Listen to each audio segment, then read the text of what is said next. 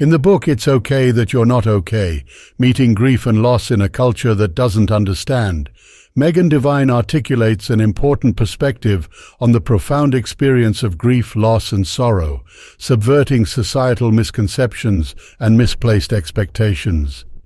The main lessons of the book are about acknowledging, embracing, and respecting grief rather than stifling it, and recognizing the magnitude of the experience of grief and mourning instead of rushing to return to a perceived normalcy. Firstly, the book validates grief as an authentic and appropriate reaction to loss.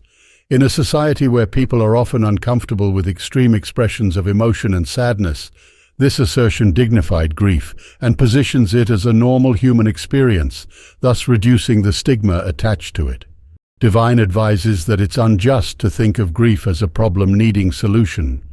Instead, it should be recognized as a painful but appropriate reaction to harsh losses that should be respected.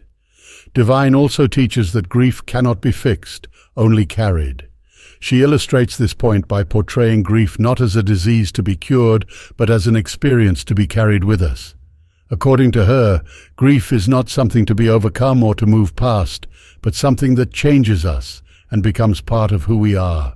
It's an embodiment of our love for the lost, a testament to their importance in our lives. Attempting to get over it or to move on denies the transformative effects of loss and also diminishes the love one had for the departed. Another salient lesson from this book is that everyone grieves differently, and that's okay. There is no right or wrong way to grieve.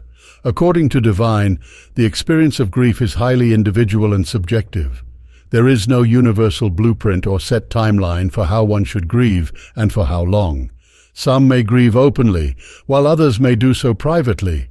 Criticizing or comparing the grieving process only adds to the pain of loss. Empathy is another vital theme in the book. The author believes that from a communal perspective, we all have a role in supporting those navigating the complexities of grief. Empathy, according to Devine, is not about trying to cheer someone up or offering cliched phrases, but about quietly standing in solidarity with their pain. To be truly empathetic is to recognize another's pain without trying to fix or minimize it. Disrupting societal narratives around grief is another key lesson from the book. Devine emphasizes that society often anticipates a neat 5 stages of grief linear process leading to closure, yet this is rarely the case in reality. This societal pressure to heal quickly, to be strong, or to find meaning and some grand purpose in loss that Devine counters is seen as counterproductive and harmful. Overall, It's okay that you're not okay shifts the perspective of grief from being seen as a problem to solve to being treated as an experience to validate and respect. Devine calls for an acceptance of the messy, complicated reality of grief and shedding the inhibitions of expressing the unfiltered rawness of the pain.